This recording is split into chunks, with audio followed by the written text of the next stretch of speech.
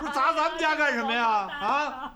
不都因为这鸭子吗？让你赔，这是让你赔，让我们这家刘五四，这事儿你得管。我们这辈子荣誉我们，跟我们有什么关系啊？都抢成了。我的大电视啊！走啊，找村长去，走，要钱去，找村长要钱去，走，快，我找村长去，我要找村长去，走，开门，开门，开门，开门，快！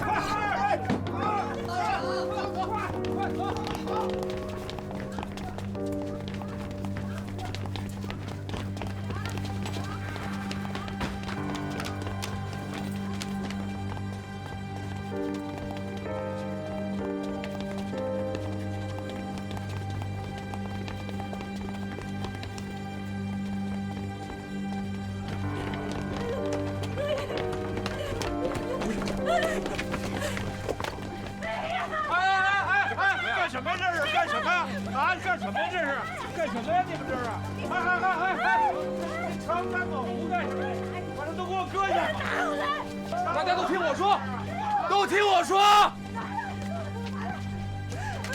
这件事情啊，我们派出所已经调查过了，跟赵村长没有关系。他也是好心，想给大家领条致富的路。我们正在调集警力，如果我们能找到这个姓尤的骗子，还是有可能把钱要回来的。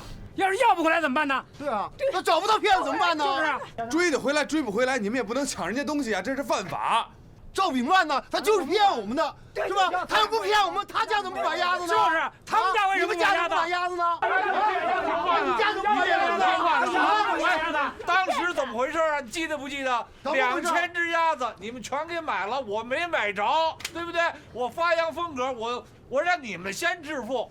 我告诉你们说啊，为了这事儿，我老婆回去跟我吵架，对不对？你说你不能好心当成驴肝肺呀！你们家的事，你们还有不要打人的！别说了，别说了。哎，大妈，您慢点，慢点。这日子没法过了，我们家辛辛苦苦攒了3000块钱呢，多不容易呀！全都买那该死的破鸭子了。大娘，你别哭了。那钱还等着给我儿子娶媳妇呢。赔我们钱，赔我们钱！你赔钱，赔钱，赔钱！别说了，少说两句。大娘，您站起来说，这地多凉啊！啊，我不站起来，我站起来，谁赔我钱呢？大娘，您相信我，您站起来，这事儿我给你处理，您看行吗？你说话算数吗？算数。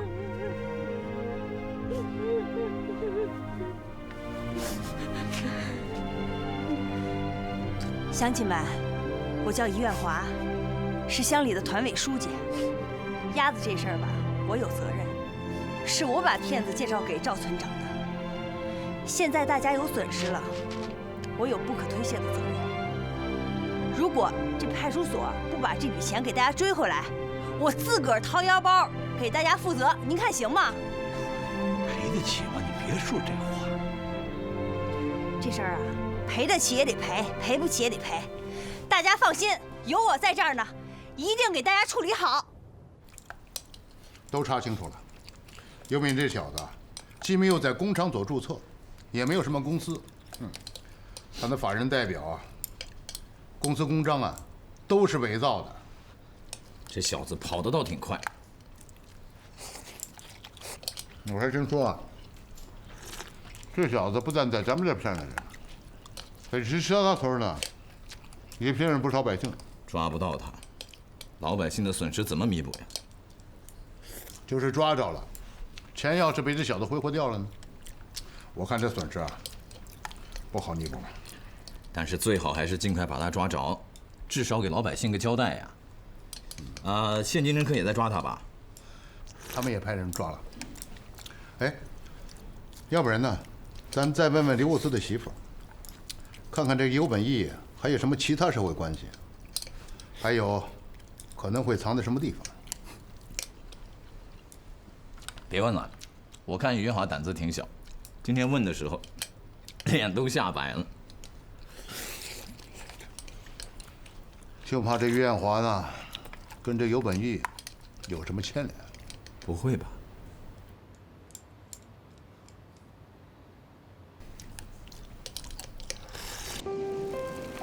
那天我载着艳华往家走，一路上，他一句话都不讲。当他对村民做出承诺的时候，我惊出了一身冷汗。那个时候，6万块钱对谁来讲都是天文数字。我不知道他从哪里能弄来这些钱，我也不敢问，因为我已经明显感觉到他心里的压力很大，可我又无法安慰他，我的心里也像压了一块磨盘一样沉，想不出任何办法解决目前的困难。哎呀，四婶儿，再喝几口吧啊，再喝几口就喝完了。我真的吃不下。你说，我这是啥命？儿子在大狱里住着，我这腿又瘫了，以后的日子可咋过呀？我真的不想活了，我不想治。四婶儿啊，你咋又说这话呢？真不招人听。你要是不治了，那不辜负刘武四的一片心意吗？你说人家一口气背你上医院，又给你垫了那么多医药费，你要是不治了，那不让人家多失望啊！你这话说的我心里去。我要是不治，真的对不起武四啊。这些年不是全靠他帮我呀，没差给我送差，切菜从他爸妈那儿给我拿，又帮我起猪圈粪，又帮我种园子里的地，比我那亲儿子都得计呀。这次住院全是花的武四的钱，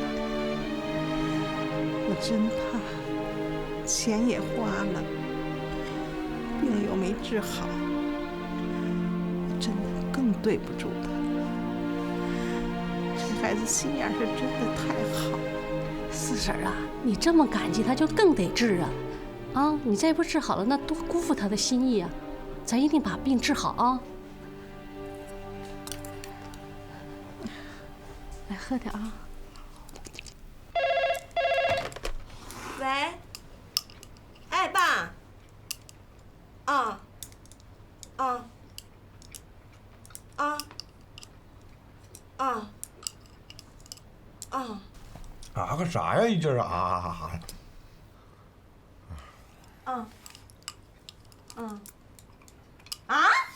怎么还一劲儿咋的呢？哎呦，这艳华也太笨了吧！行行行，你别着急，那该怎么办就怎么办呗，没什么大不了的，啊，别上火，行吧？拜拜。出大事儿了！出什么事儿了？艳华一同学卖鸭子，他把这同学介绍给我爸了，说搁村里老百姓买鸭子什么的。好，我爸就拿当真了，跟老百姓哗哗一说，合着他同学是个骗子，卷着老百姓6万块钱就跑了。你爸沾包了？不光我爸沾包了，艳华也沾包了。其实这能沾多大的包啊？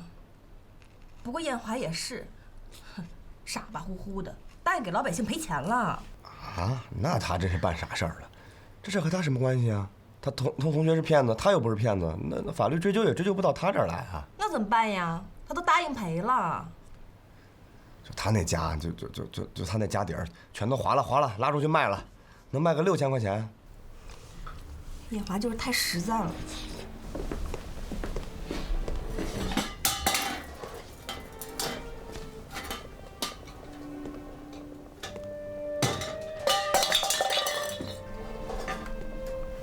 行了，你坐那儿吧。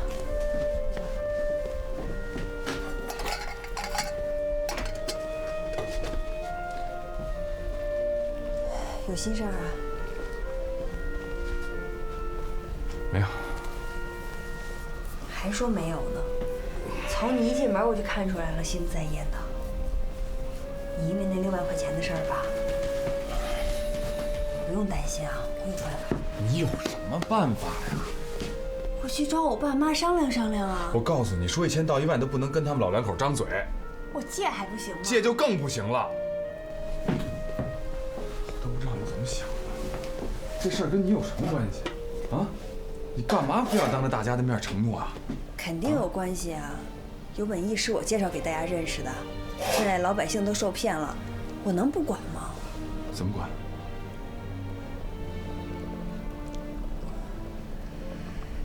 我还得回家找他们商量商量。我看到时候他们不给你钱，你怎么收场？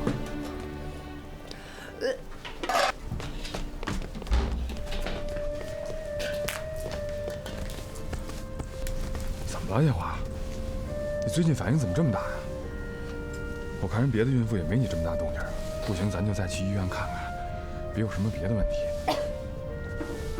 没事，所有女人怀孕都一个样，这是妊娠反应，别担心啊，没事。谈恋爱呢，冷不冷啊？你俩来了，我快进屋，进屋吧，姐夫。啊。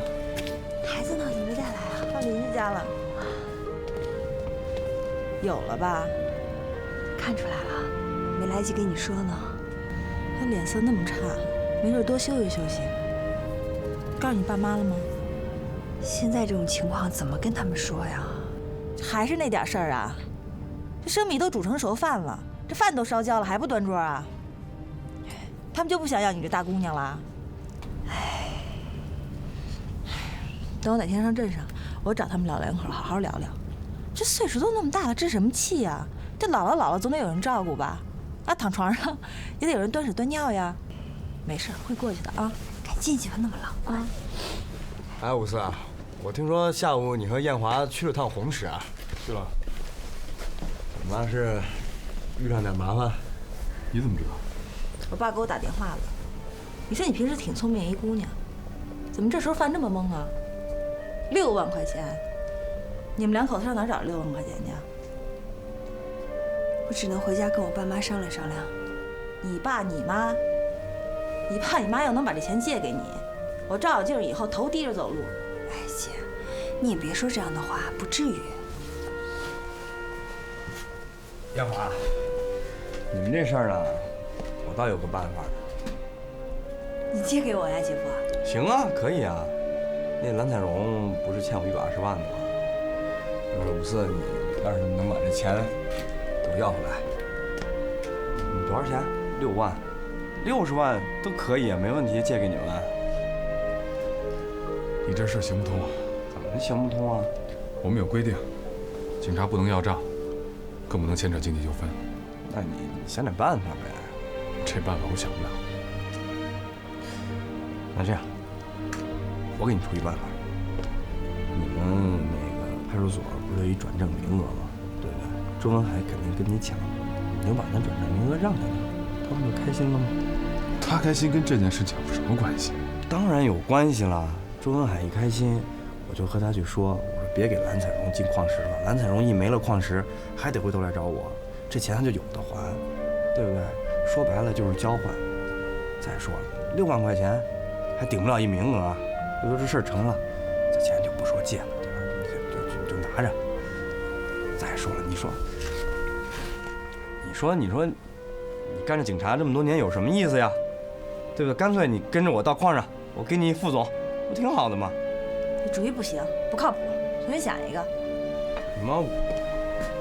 我的主意不靠谱啊？行，我再换一个。啊，那个蓝彩荣、辛玉成那两口子不是爱赌博吗？对吧？伍四，你想办法，你逮他们一次，逮住了以后就往狠里罚，往死里罚，对吧？他们知道疼了，哎，就知道问题在哪儿了，这钱也就能还了。你说行不行？你是多想让我帮你把这钱要回来呀？但你说的所有方法都行不通。行不行得通，得看你想不想帮。你要是不想帮，我说什么都白搭。我不是已经跟你说过了吗？你要是想把这钱要回来，你就找个律师跟他打官司。你别和我提打官司找律师，我一听打官司我头大，我不想打。行了，咱说点别的。你俩没吃饭吧？在这儿凑合吃点吧。没做那么多饭。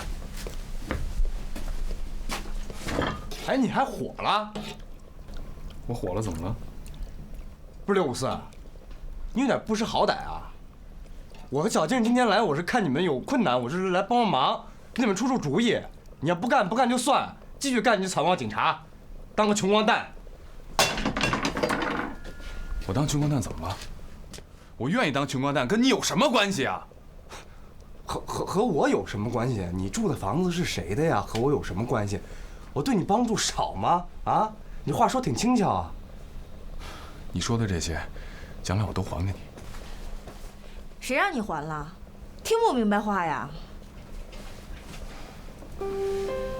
小静儿，我知道你们2口子帮了我不少，我应该报答你们。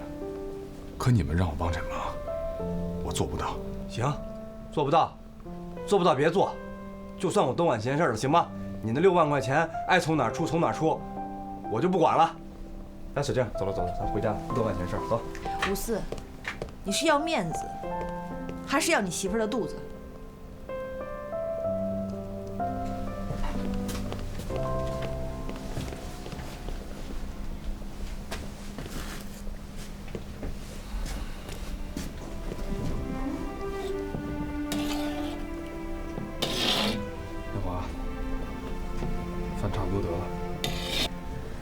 我哪还有心思吃饭啊？54，你说你吧，不帮人家就不帮人家，你干嘛发那么大火啊？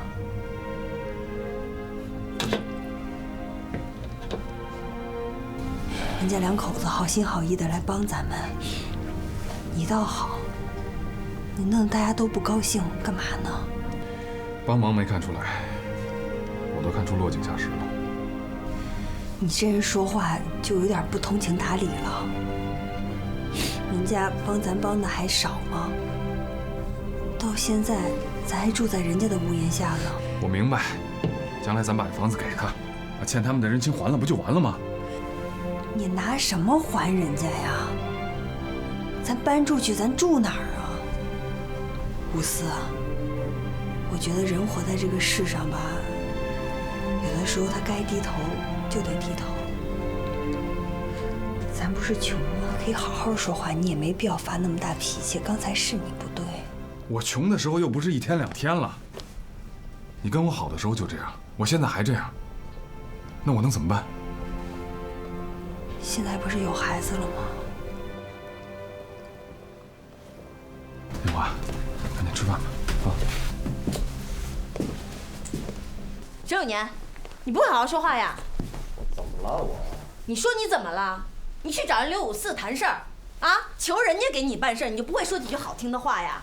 一会儿说人家穷，一会儿说人家警察干不干都行，啊，你就不会说2句入耳朵的话吗？不是，我一开始咋说的你也听见了，对不对？我一开始好好和他说，我好好给他出主意，他什么态度啊？左一个不行，右一个不行，这满嘴都是大道理，我能听着不生气吗？我一生气那话还有法庭。你别老仗着你财大气粗，不好好讲话啊！那刘54也是有自尊心的人。啊，他有自尊心，我就没自尊心了。不是小静，你怎么每回你都向着他说呢？啊，你什么意思啊？你干嘛？你找茬是不是？啊！你上次说我臭不要脸，我还没搭理你呢。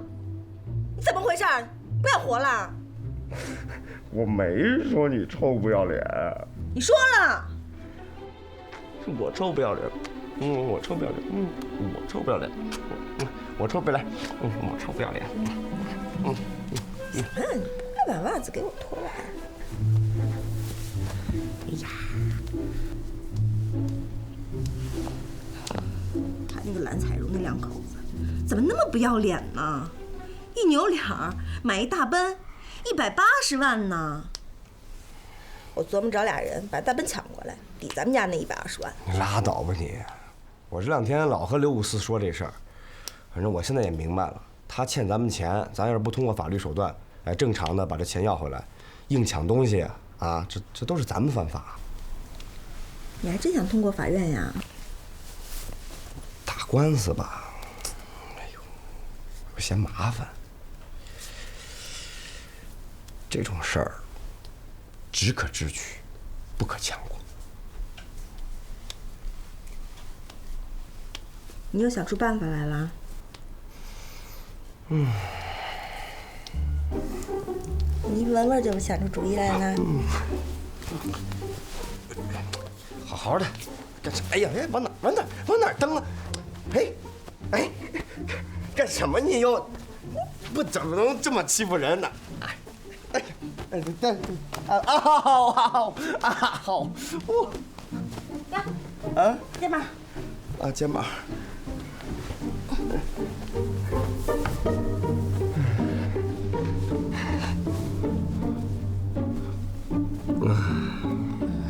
舒服吗？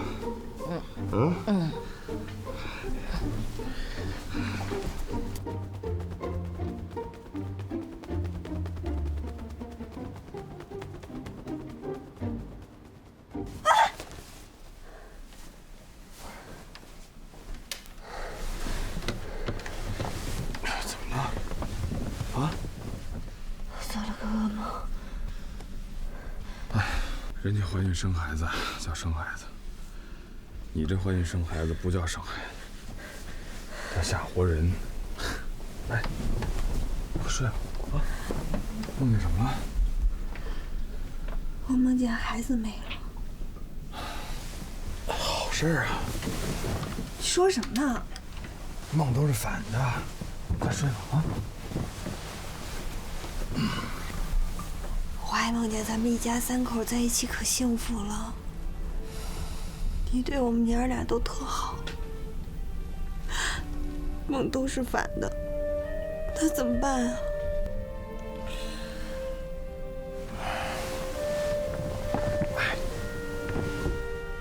我知道你最近心情不好，别瞎想了，啊？是不是结婚时间长了，后悔了？我第一次看见你就喜欢你了。你这个人吧，正直、善良、有责任心，对我也好。咱俩结婚之后，虽然日子过得不富裕，但是能跟你在一起，我觉得挺幸福的。乌斯，你后悔了吗？说心里话。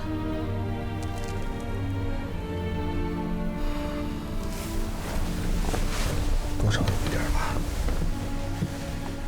主要是我这工作没白天没黑夜的，也照顾不了，我都没有尽到一个丈夫的责任。这眼瞅着就要当爸爸了，我都不知道这爸爸怎么当。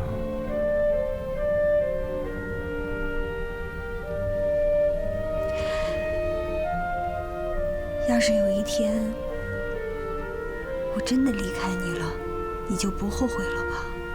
你别胡思乱想了，啊！睡觉吧。要是真的有那么一天呀，我就得后悔一辈子。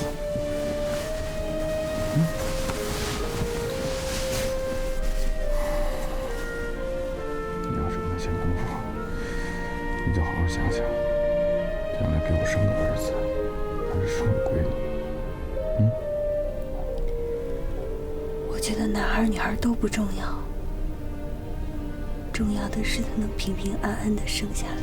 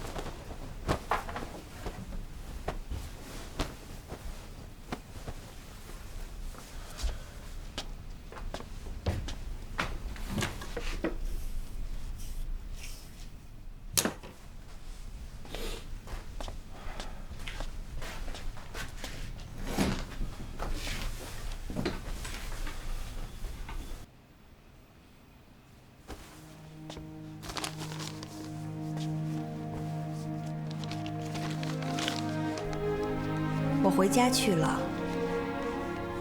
我想把怀孕的好消息告诉我爸妈，可能会住一段时间。早饭我已经给你做好了，你的衣服我也都洗好放到衣柜里了。我在爸妈那儿一切都会很好，不用挂念我。我不在的这些日子里，你可一定要好好照顾好自己啊！工作上也一定要多加小心。爱你，艳华。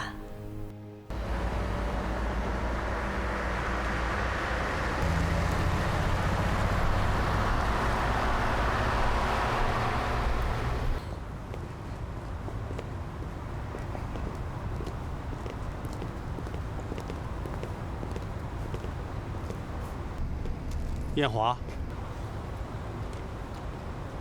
到家了，怎么不进去啊？怎么了？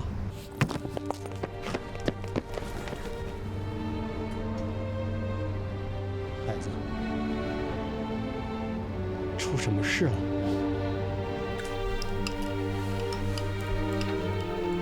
慢点吃，慢点吃。你看看你，瘦巴巴的。脸上连一点血色都没有，这哪像是嫁人啊，活像去受罪的。我看他五四根本都没好好照顾你，真搞不懂你，为什么非要嫁给刘五四？他有那么好吗？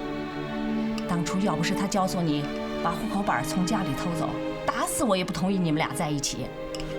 这都过去的事了，还提他干嘛呀？嗨，吃饭都堵不上你的嘴，年纪轻轻的别的不会。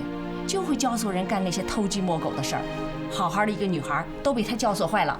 妈，我跟你说过多少遍了，那户口本不是他教唆我偷出去的，是我自己拿出去的。你甭替他解释，我是你妈，你是什么样的人我不知道，你能干出这种事？小的时候你爸让你去给他偷根烟你都不敢，你能偷户口本？这种鬼点子啊，肯定是刘五四想出来的。他这个人呐，品质就有问题。这怎么能扯到品质上去了呢？哎，去，一边去。艳华，妈跟你说，这不单单是品质问题。他刘五四不就是管户籍的警察吗？我跟你爸一直认为，他肯定没有按正规程序直接把结婚手续就办了，不然怎么会办得那么快呢？等我跟你爸发现的时候都办完了。你说说他这个刘五四，年纪不大，胆子不小，这是犯错误的事儿，这样下去肯定会犯大错的。妈，你误会五四了，他不是那样的人。艳华，爸妈从来不要求你嫁得多么富贵。你说刘五四，他家经济条件那么差，爸妈从来都没嫌弃过。关键是他这个人品有问题。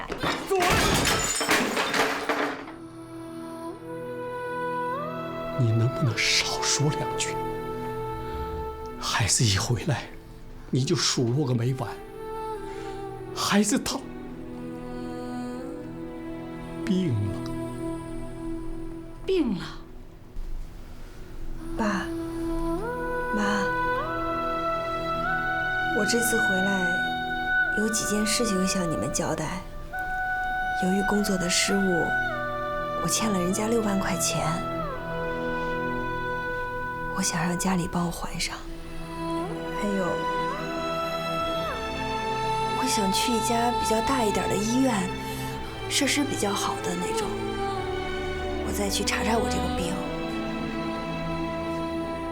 不为别的，为了孩子。孩子？我得要这个孩子，所以我得配合治疗。还有一件最重要的事儿，妈，以后不论发生什么事儿，我都希望你们能对五四好，他是个好人。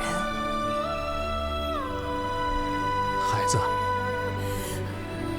你放心吧，只要有家在，什么样的难关混过去。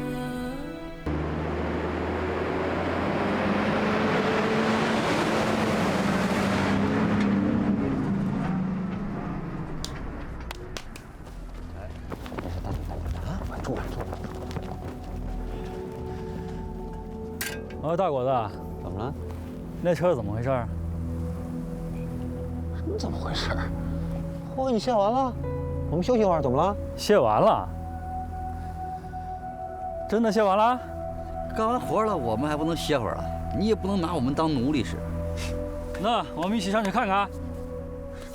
去吧，你这么多人去呗，谁也没拦着你。一起？我一起的找你谁呀？你还一起？哎，你干嘛？你别走。我说一起去看看，你为什么不敢去？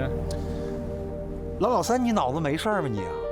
我的活给你干完了，我把车开走，我要回家，我干嘛跟你一块儿？我有毛病啊？我看没干完活，走。闪开！你别待着别动。沈大老板，你就通融一下。哎，我先给你20万，好吧？哟，沈大轱辘，你要跟我玩这个，我可就不客气了啊！我告诉你，这钱我还不还了。哎，我欠你钱怎么了？我买大奔怎么了？你有气呀？你做生意没欠过人钱啊？你自己看着办，随便。沈大轱辘跟我玩横的。他咋说呀？他说啊，要还就把欠他的120万都还了，零敲碎打的他不干。哎呀，他这意思你还不明白吗？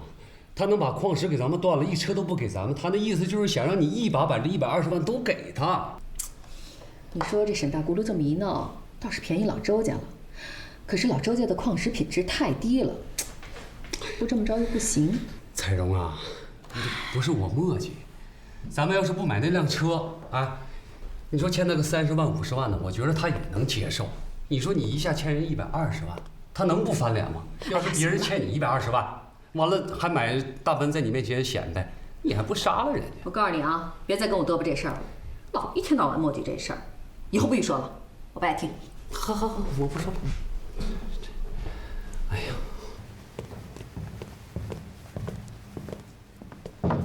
进。哟，二位不在吧？是。刘警官，有何贵干啊？上次沈永年的人把你们的工人打了，医药费、误工费，还有其他相关费用他们都付了，这说明他们愿意接受和解。如果你愿意，就在这上面签个字。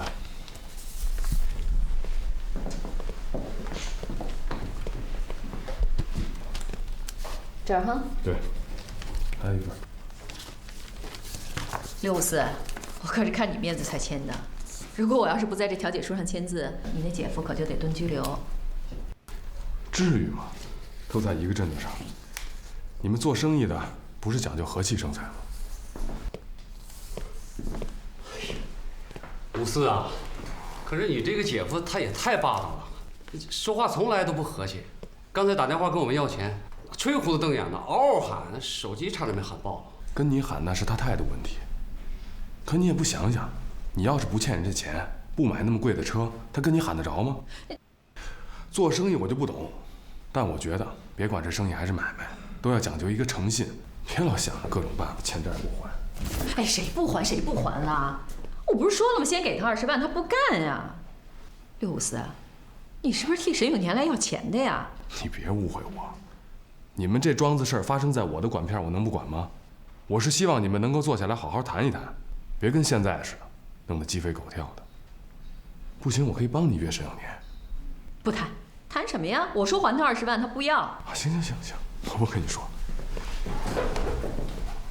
上次你跟我说给孩子抚养费的事儿，我跟我姐说了一声，直接给我吧，她不想见你。好，行，我给你写个条啊。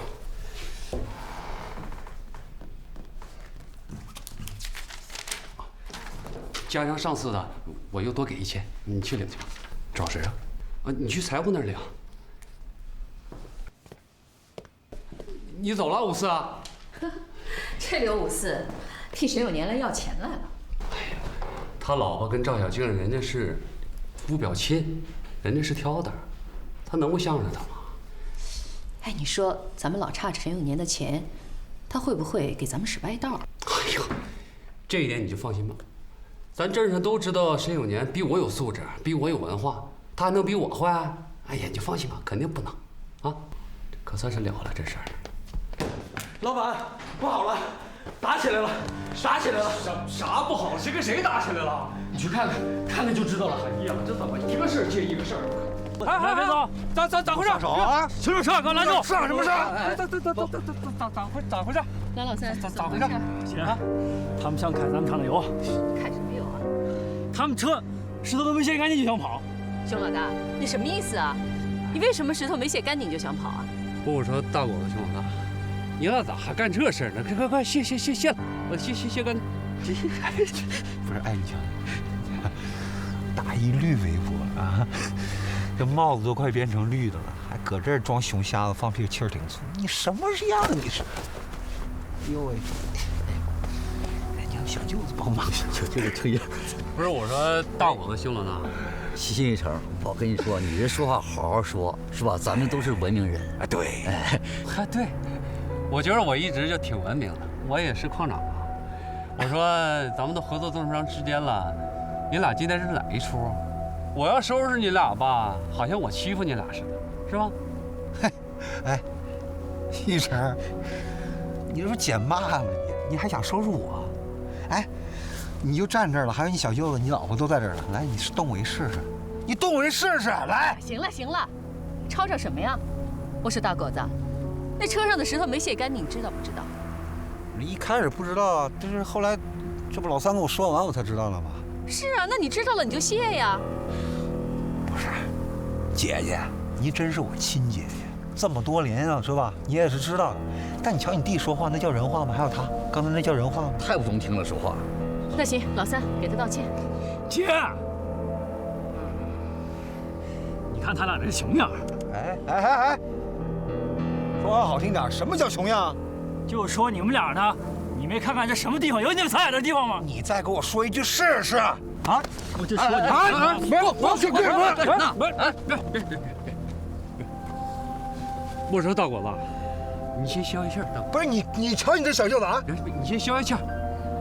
你今天咋的了啊？你那俩这是抽的哪股风啊？这平时合作的挺好的，我跟彩荣还说呢，等你以后有啥需要帮助，给你拿点钱啥的。啊？你这咋了？你给我告诉我。告你什么？告诉你啊？哎，新一成，你说你呢？你起于有钱娘们儿，你吃你的软饭就完了，你还跟这来教训上我了？你什么东西？你个吃软饭的东西啊！哎呀！你这个熊样，还是跟人说3道4，你哪儿凉快哪儿待着去吧！你烦不烦呢？你大果子，你这话太伤人了！你说我吃软饭的是吧？你再说一遍。我就说你就是个吃软饭，怎么让他吃软饭？哎呀！打！往死里打！打坏了我负责。别打了！打！往死里打！起来！别打了！起来！别打了！打！往死里打！让他们停手！好了，停下来！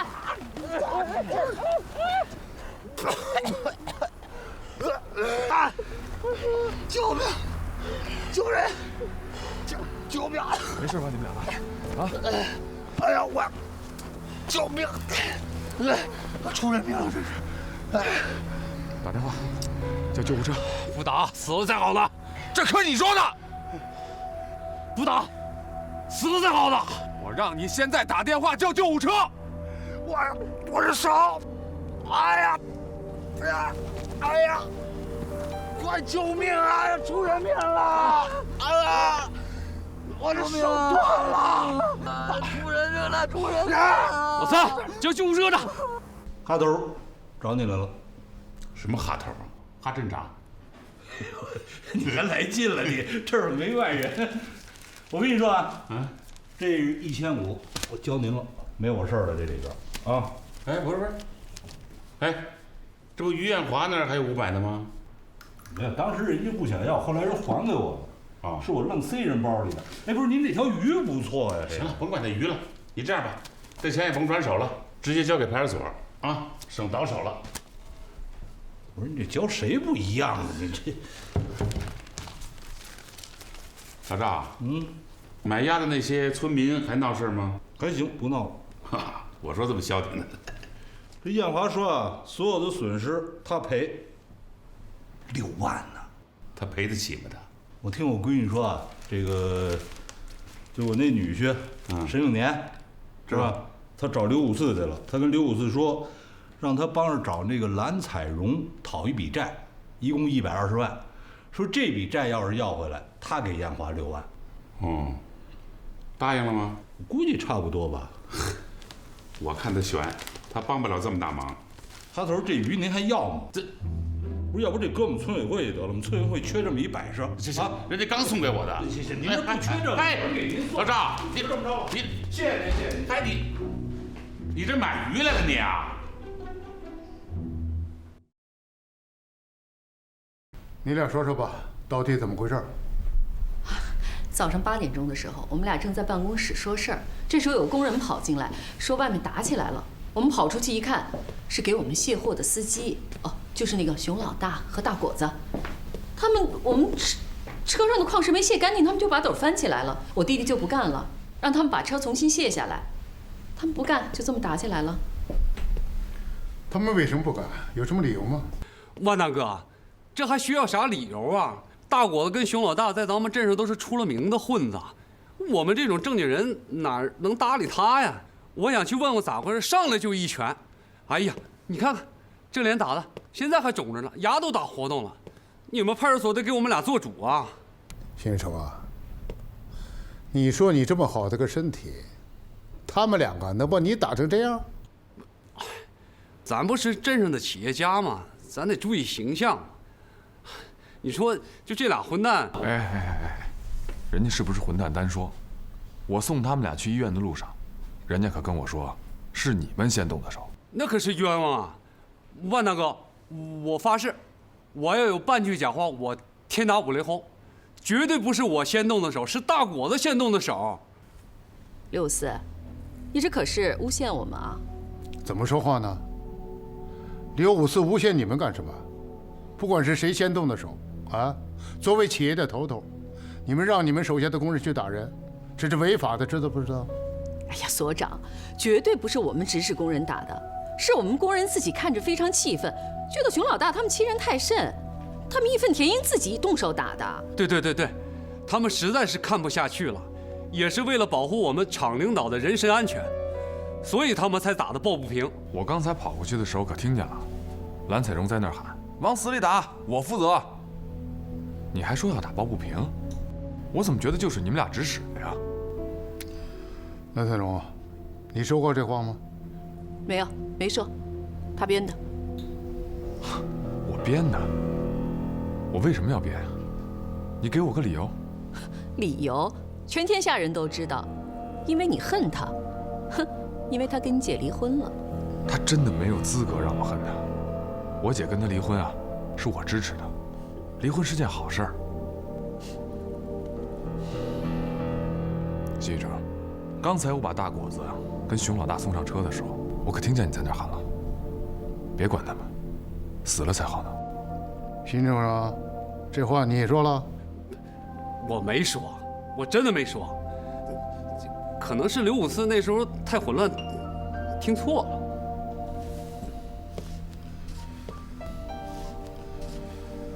新玉成啊，你不用嘴硬啊，等这件事我们查清楚了，你们真的说了这样的话，告诉你们，你们的责任可就大了。那怎么能没有理由呢？事情是这样的，当时那个蓝老三，哎呀，当时那个蓝老三啊，他让我再把货卸一遍。你说你让我卸货就卸货呗，你张嘴骂什么人呢？那嘴里什么妈呀、王八蛋的奶呀，有啥难听说啥难听的，这谁受得了啊？那你说我，不是，我当时连话都没说完呢。我跟你说，这时候蓝彩荣、辛玉成过来了。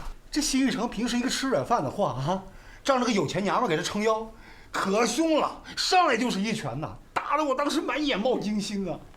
在这嘴里还喊呢，说给我打，照死里打，打死了算我的。你说我这招谁惹谁了呀？你说这确定是辛玉成喊的吗？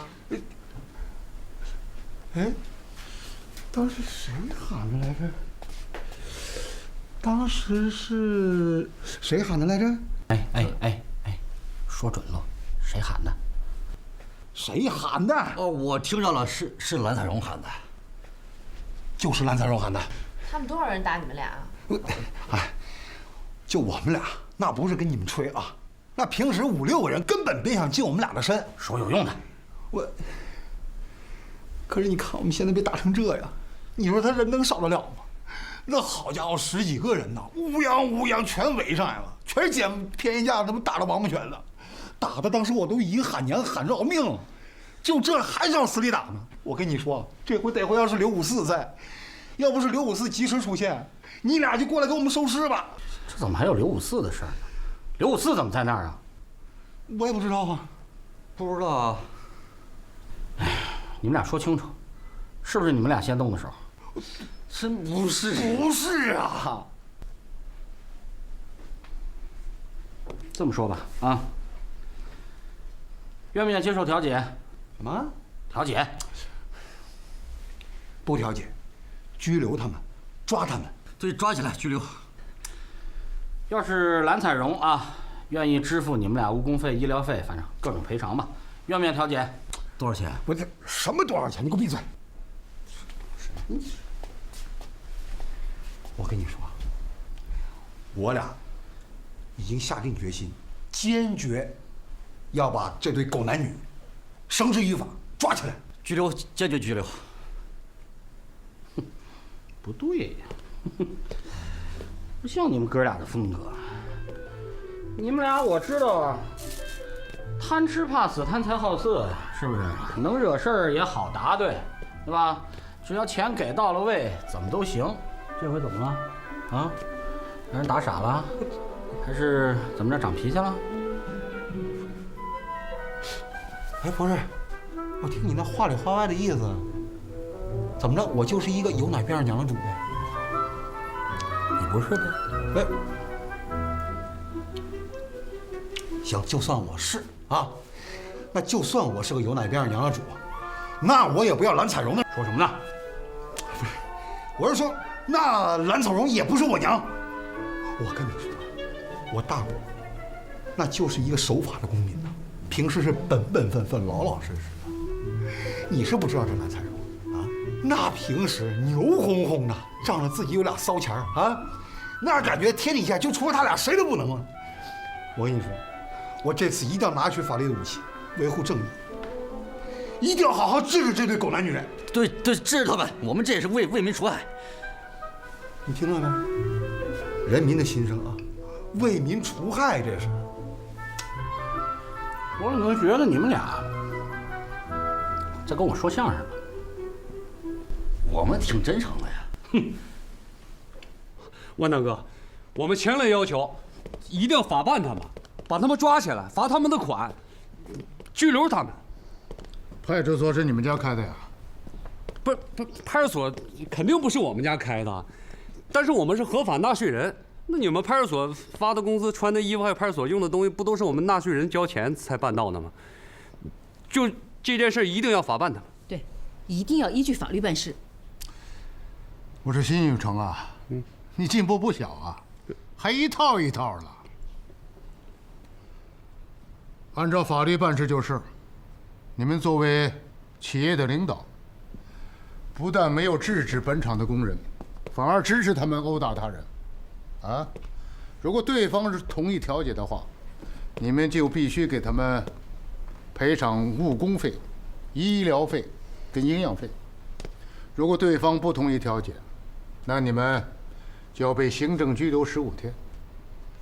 我首先问你们啊，到底同不同意为对方补偿啊？这肯定不同意啊！凭啥给他这费那费的？1分钱没有。先生，这可是你说的。没有，我们给。给啥给呀？那好，我再问你们，你们必须实话实说，啊，想瞒是瞒不住的，知不知道？知道，一定实话实说。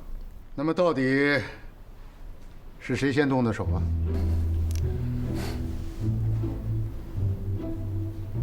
先生，那也是他让的。蓝彩荣，你有没有说过，给我往死里打，出了事我负责这样的话？说过。新城，你说没说过？不管，打死了才好。万大哥，当时不是在气头上吗？所以才说那样的话。不是刘五四编的？不是，一出点啥事儿，蓝彩荣就往五四身上赖。没编。一看就是你们在撒谎，啊！你们现在也是镇上有名的老板、企业家了，注意一下自己的形象好不好？啊！国家的改革政策好，让你们发了财，你们就应该奉公守法，一心一意的把企业办好，回报国家，回报社会。不要以为自己有了钱了就财大气粗，什么人都看不在眼里，招摇、张狂、没素质，那不是企业家，那是暴发户。不要把钱看得比什么都重要啊！名声、口碑，这才是最重要的。我们回来了，怎么样？我这嘴皮子都快磨破了。这俩小子呀，说什么也不接受调解。哎，我们给钱，我们多给他点钱，多给他钱。嘿嘿，你的钱这回不管用了。这俩小子说了，不管给多少钱都不干，都要把你们俩绳之以法。不是，万大哥，你说这哪来的这么大仇啊？这是。好多了吧？好多了。还麻吗？还有点麻。五四啊，你说我这条腿不会瘫了吧？不会，人大夫给咱开的是特效药，这要搁一般的患者呀，当天就出院了。我估摸着是您岁数比较大，可能得多输几天。哎，五四啊，这人给我垫的医疗费，拿着。您哪来的钱啊？这还是绑着他爸死那年给我留的一笔补血金，我一直留着没敢动。本来呢，我是想留给绑子的，就连这次看病，我都没舍得拿出来。看病这么长时间，一直都花你的钱，这病眼看着就快好了。我要是有钱再不拿出来，我真的就不是人了。瞧您这话说的，这钱啊，您先留着吧。五四，婶子知道你也困难，也没钱，来，拿着。这钱我不能要。拿着，别，拿着。哎，不用了，真不用。您听我说，听我说。现在咱这病啊，不是还没治好呢吗？等回头您能够健健康康的走出这家医院，再把钱给我，行吗？我要是真能走出去，我不谢天不谢地，我就谢五四你呀。不对。有啥不对了？哼，圈套，一定有圈套。圈套？啥圈套啊？你记不记得今天早上刘五四来过？他是给咱们送调解书的。当时他说了什么？你记得吗？那签完调解书，他不就说欠沈大轱辘的钱的事吗？对啊。当时我还问他是不是替沈大轱辘要钱的，他不承认，对吧？我记着呢。哼，实际上啊，他就是替沈大轱辘来要钱的。咱们当时没答应，正好这个时候院里就出事儿了。当咱们指使工人打大果子和熊老大的时候，刘五四又来了。他早不来晚不来，正好咱打起来了，他们来了，而且正好听见说我让他们往死里打，打出事儿了我负责。就是啊，这也太巧了。更让我解不开扣的是，你说这熊老大和大果子是什么人啊？给点好处就松口的人。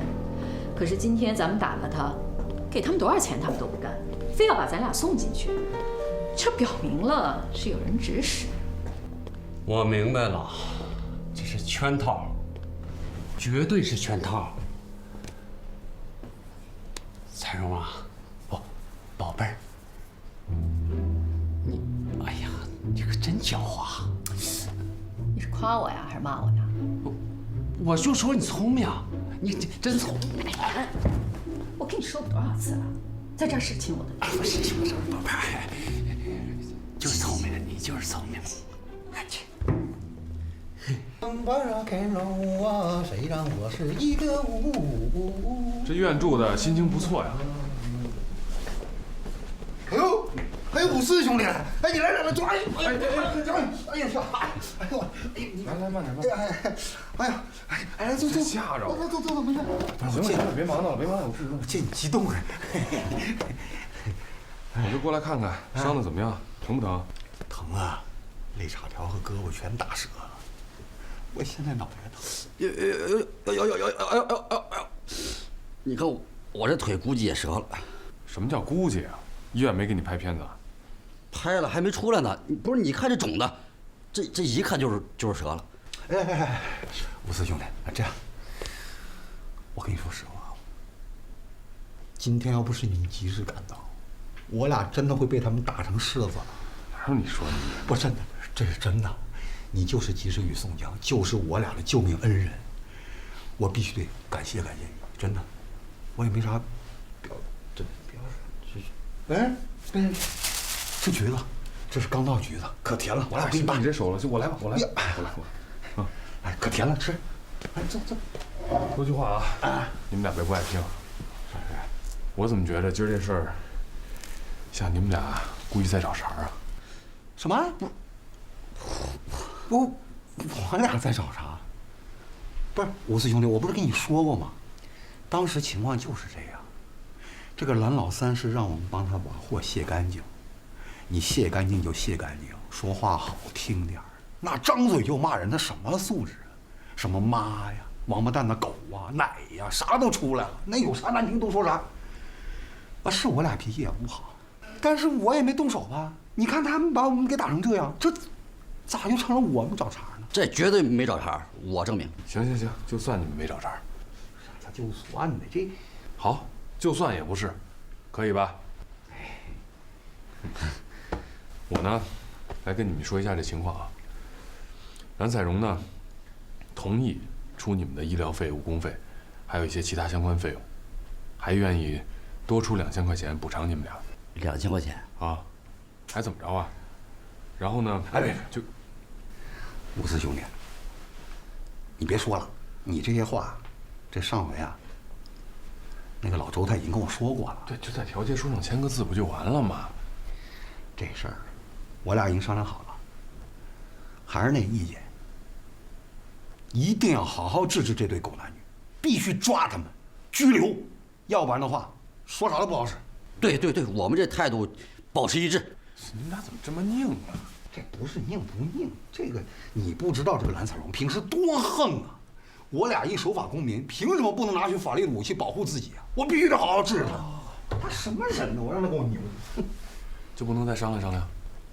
这事儿绝对没商量。哎呀！你看我的手，哎呀，我的手疼！哎呀，我的手疼死我了！哎呀，你瞅什么瞅啊？你赶紧去找护士去！我手疼死我了！刚才戳哪？快点！我去！快点！腿好了？哎呀，我的手疼！哎呀，动不了！不是啊，有人没啊？折了！突然间疼死我了！救命！我帮你们。哎呀，疼死我了！救命啊！护士，大夫！折了！大夫！我说你刚笨蛋呢，你气死我得了呗你！哎，什么玩意儿叫估计啊？你傻呀你！这什么老赖我呢？这都谁漏的呀？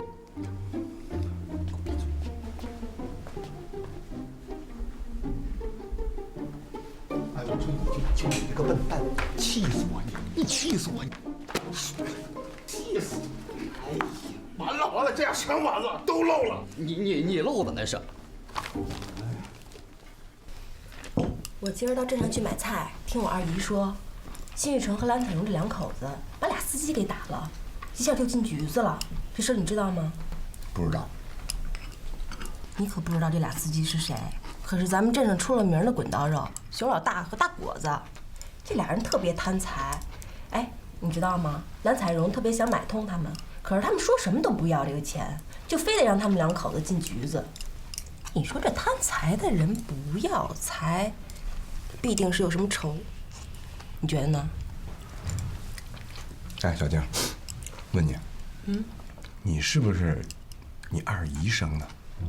然后后来才过继到你们家的？不是啊。那你现在怎么越来越像你二姨了呢？啊，就你二姨那碎嘴，说什么你都还信。你才像我二姨呢，你们全家都像我二姨。我发现你现在对我越来越不耐烦了。昨天你怎么那么晚回来啊？干嘛去了？我昨天哪晚了？7点多就回来了。你平时6点就回来，干嘛去了？哦，对了，你二姨找我，我去趟你二姨家。哎呀，吃饭别老吧唧嘴行不行啊？吧唧我快吃不下去饭了。哎呦，你吃不下去饭正好，来，你吃不下去都给我啊，都给我，来，我吃了，来。别老张。上班时间不许打情骂俏啊。哎，我呀一直在思考个问题。什么问题？吃饭为啥吧唧嘴啊？什么呀？正事儿。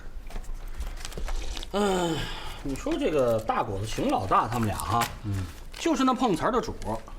按理来说，钱给到位就应该完事儿了吧？可是你看蓝彩荣不管怎么许愿，他们俩就不松口。你们不觉得这里有问题吗？这沈老大和大果子都是一种人，都挺不赖的。我觉得他们可能是想加码。不像，一点那个意思都没有。我考虑啊，这里面啊，可能是这样的：一呀，是这俩小子跟蓝彩荣、辛玉成啊有不共戴天的仇，非要把他们弄进去；二，就是有人指使他们的人啊，比蓝彩荣给他们的钱要多。这个分析到点子上了。深仇大恨肯定没有，那就是有人指使。那能是谁呢？自己想去。哈镇长，你说这是不是圈套？哎呀，那还用说？肯定是圈套。我问镇长呢，没问你。那我问你们啊，早晨刘五四真到你办公室去了？到了。他提到这个你们欠沈永年钱这个事儿了？提了。你们两拨人打起来，他又正好赶上。赶上了。哎呀，真是太巧了。不过这个也不能说明什么问题啊，只能说是巧，不能说是圈套。哈镇长啊，咱得往下分析呀！大果子和熊老大给我们拉矿石，这也不是一天半天的事儿啊，拉了很长时间了。我们合作的也不错呀，那可是今天早上咋就出了毛病了呢？而且明显是找茬，他车里的矿石没卸干净，那再卸一次不就行了吗？我让他卸，可是他打死都不同意。哎呀，那骂人的话就别提多难听了骂我和彩荣我俩是狗男女，我也没怎么着，我不跟他一样。可是哈镇长，他骂我是吃软饭的，我受得了吗？这个，行，别说这个，我爱听说正事儿。那我们好歹也是这个镇上的企业家吧，这也太影响形象了。后来就打起来了，我们给人打伤了。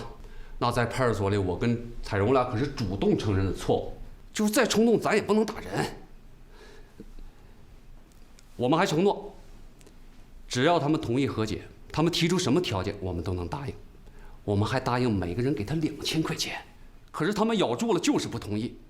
就这俩臭无赖，这俩臭流氓，在这镇上谁不知道啊？那都见钱不要命，谁能给钱都管谁叫爹的主。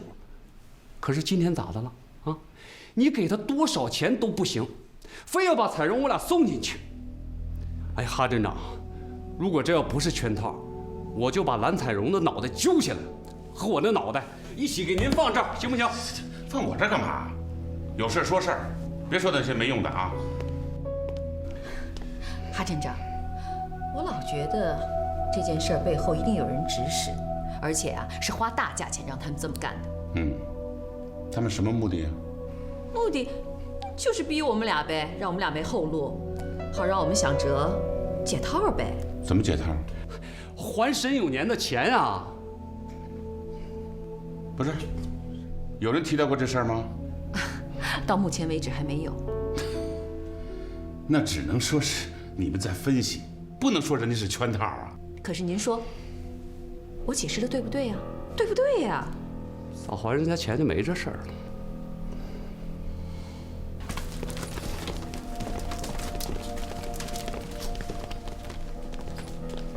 姐，哎，海涛，你怎么来了？忙着呢。不忙不忙。我来看看你。哎，啊，哦，这是我们所的沈明辉，那是周文海。见过见过。姐，我问你点事儿。哎，你说。昨天晚上我姐夫干什么去了？昨天晚上呀，他被人叫出去喝酒了。和谁喝的呀？这个我没有问。回来的时候已经是半夜了，跟我说什么要发一笔小财。他能发什么财呀？被人打了，送进医院去了。那在哪儿喝的呀？在那什么五里香。哦，五里香。哦，行，姐，那我们有事儿先走了。改天再来看你啊。不留下来吃饭？不了不了，姐，我先走了。别客气啊。走吧。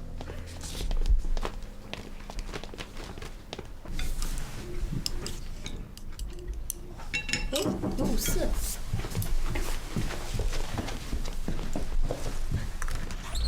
吃饭了吗？吃过了，找有年。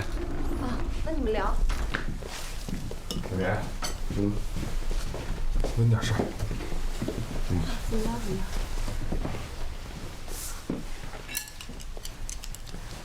这熊老大跟大果子让蓝彩荣2口子给打了，你知道吧？啊，小静刚告诉我，知道了。怎么了？你不觉得这事儿有问题吗？54，有句话呢，我和你说在前面。我和蓝彩荣的确有经济纠纷，但是这件事情和我1分钱关系都没有。大果子跟熊老大因为一点事儿就跟蓝彩荣2口子打起来了，被打伤之后，不管蓝彩荣提出什么样的条件，这2个人都不接受条件，非要把蓝彩荣2口子咬进去。如果没有人在背后指使他们俩，大果子跟熊老大怎么会做这样的事儿？行了，你说吧，什么意思？我没什么意思。我已经跟你说过很多次了，你跟蓝彩荣之间的纠纷可以通过法律的方式去解决。如果你在背后使什么手脚，不仅钱要不回来，还有可能酿成大祸。64，你不觉得你有点过分了吗？啊？你大中午跑到我家来，你和我说这个是吧？栽赃我？我栽赃你？我跟你有仇啊？别以为我不知道。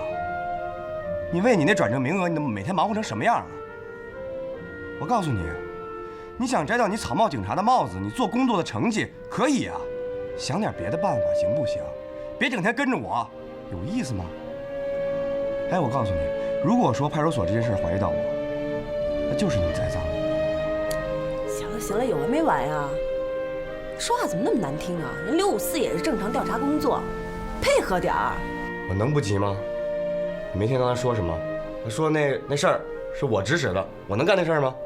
我也觉得是你指使的呢。屁！你说谁放屁呢？你说谁放屁？不会好好说话呀？行，你们俩别吵了。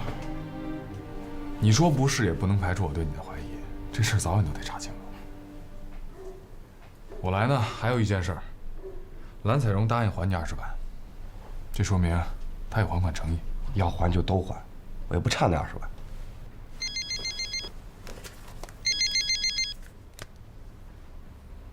喂，哎，叔叔。我们是在一块儿呢。行，我告诉他。甭着急。怎么了？你爸来电话说你家有事儿，让你赶紧回去，到处找你呢。什么事儿啊？也没说。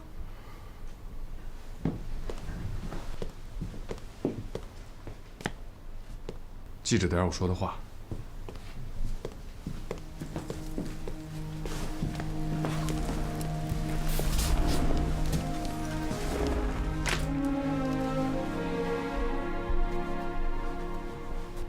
收吧，没事儿。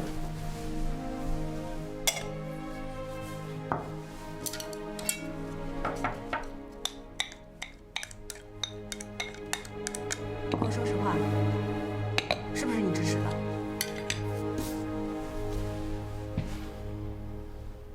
徐老板，生意怎么样？还行，包间全满了。都满了。满了。哦，那这生意还真是不错啊。嘿，哎呀，问你点事儿啊，您说。昨天晚上大果子、熊老大他们是不是来了？来过。谁请的呀？沈永年沈老板请的。就他们3个人？对，就他们3个人。喝了多少？喝了2瓶。白的啊，白的。可以呀，这酒量。行，没事儿。哎，那个我们找你这事儿，别跟别人讲啊。好的，好的，放心。不可能，这简直太不可能了。哼，这件事啊，当初我也是怀疑，可是这些事儿串起来你琢磨啊，不得你不信呐。郝镇长的意思我听明白了，从刘五四到蓝彩荣那儿去提给沈永年还账的事儿，到大果子、熊老大不接受调解，死把他们2口子咬进去。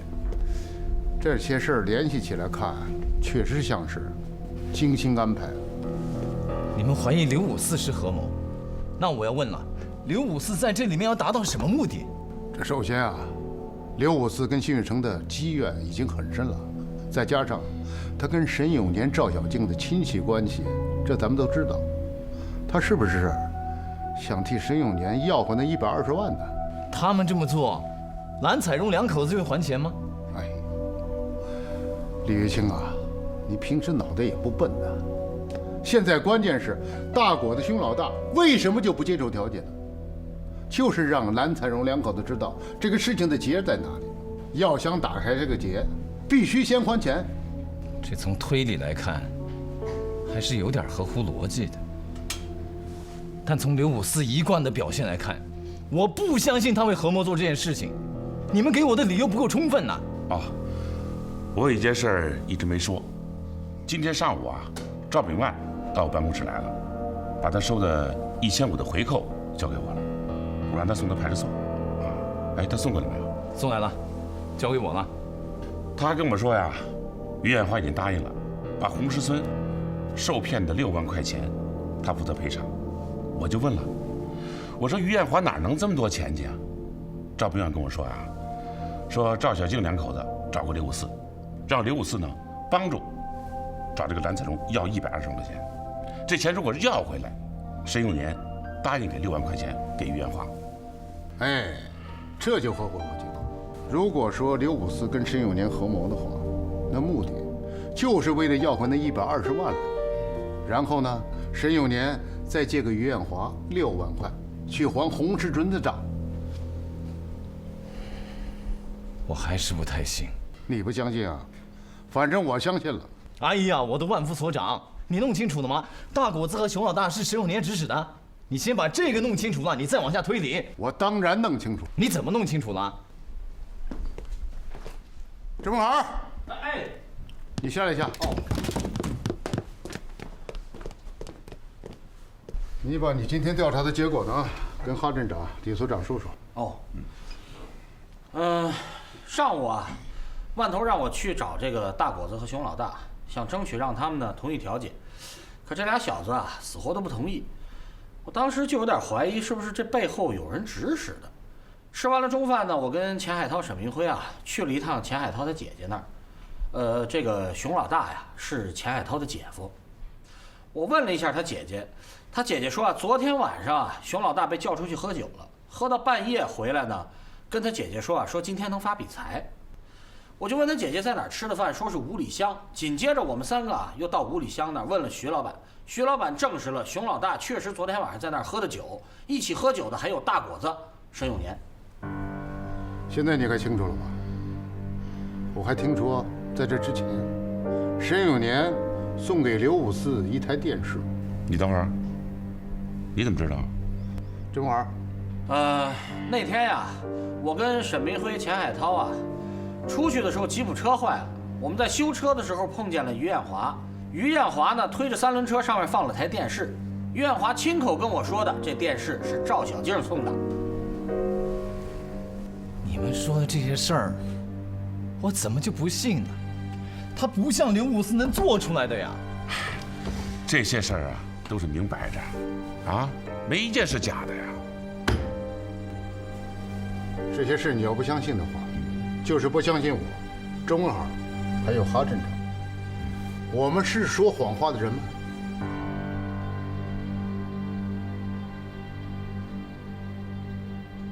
把沈永年找来。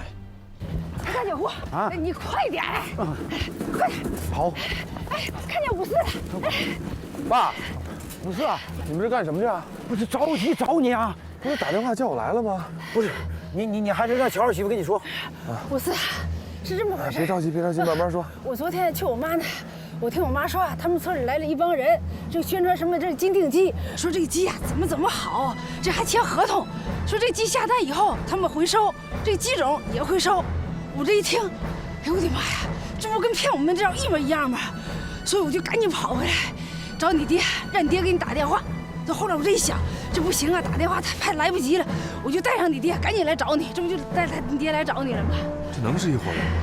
这肯定是一伙的呀！你想想，他们这帮人，他不管是什么鸡呀、鸭呀，都有一个共同的特点。什么特点？都叫金锭啊！啊，对，武四啊，他们是前天到我妈家村去宣传去，应该今天就把鸡仔拉过去了。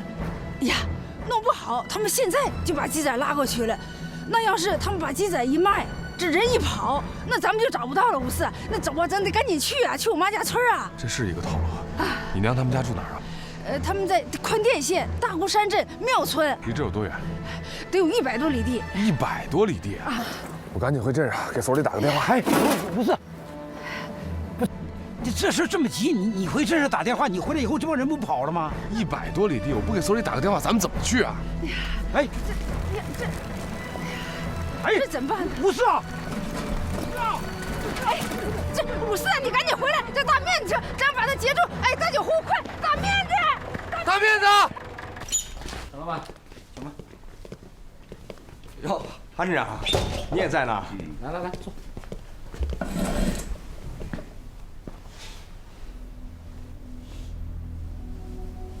不是，你们这什么意思？一个个一脸严肃的，这要审我呀？这是？什么叫审你呀？问你点事儿。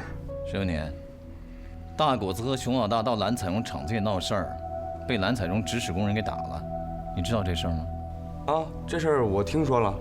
大果子和熊老大现在不接受调解，坚决跟我们要求拘留蓝彩荣和辛玉成。这个你听没听说？这事儿我没听说。沈永年，你要说实话。大果子和熊老大去闹事儿，是不是你指使的？怎么能是我指使的呢？谁说我指使的？刘武四说的。你别管谁说的了，有这事儿没有吧？没有。哎呀，别抵赖了，大狗子熊老大都承认了。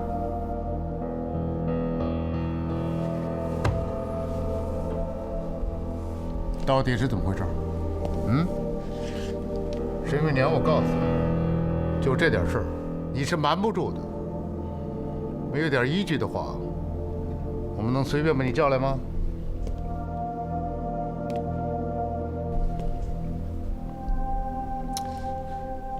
好，那既然你们也都知道了，那我就说实话。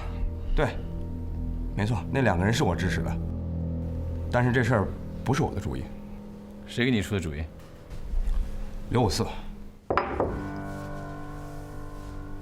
刘武四出的主意。刘武四为啥给你出这个主意？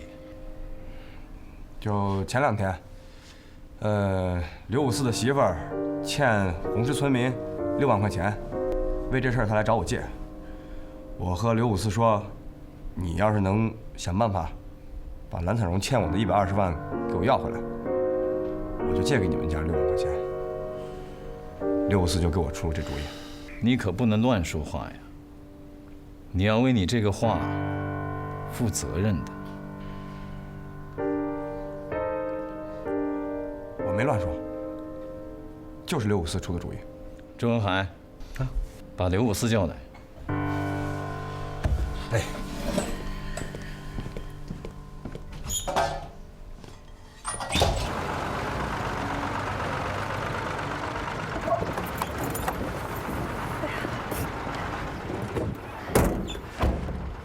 二婶，咱们是走这边还是走这边啊？哎呀，这一带我也不熟啊，得到了黄旗镇我才熟，这我还真不知道走哪这得。你认识吗？不知道。大面子，哎，来，哎，哎呀，干嘛？五四，啥事儿？咱们去庙村，走哪条路合适啊？咱要是走这边这条路啊，它比较绕远啊。但是走这条路呢是土路，比较颠簸，但是能省点时间啊。哎呀，没找着，没找着啊？你到哪儿找了？哪儿都找了，他们家我都去了，门上拴着锁呢。他也能跑的呀？跑啥跑啊？周文海，你赶紧多找几个人再去找，到他包片那几个村里去找，一定要把刘武四给我找到。哎。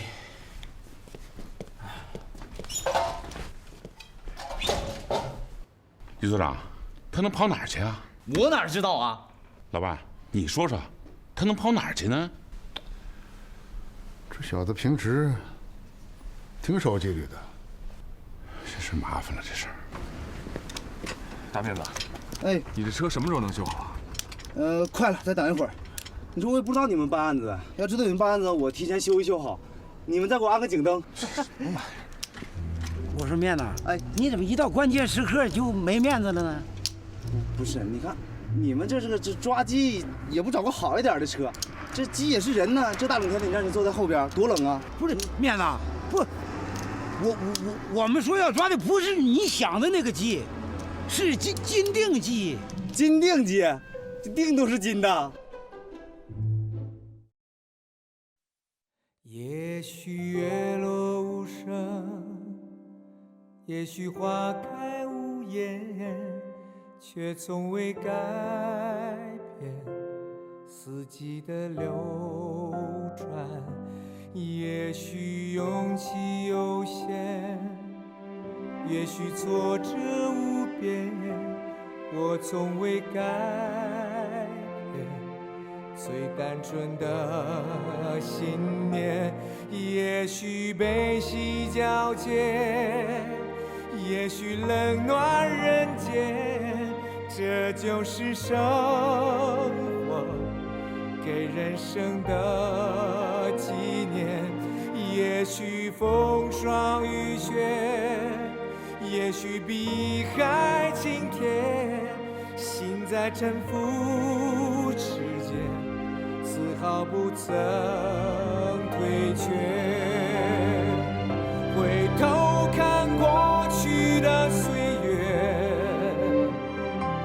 我追寻的梦很远，却站在新的起点。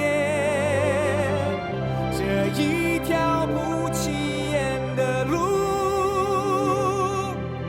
我也要走出我的圆满，让平凡的一生不留遗憾。回头看过去的岁月，我追寻的梦很远，却站在心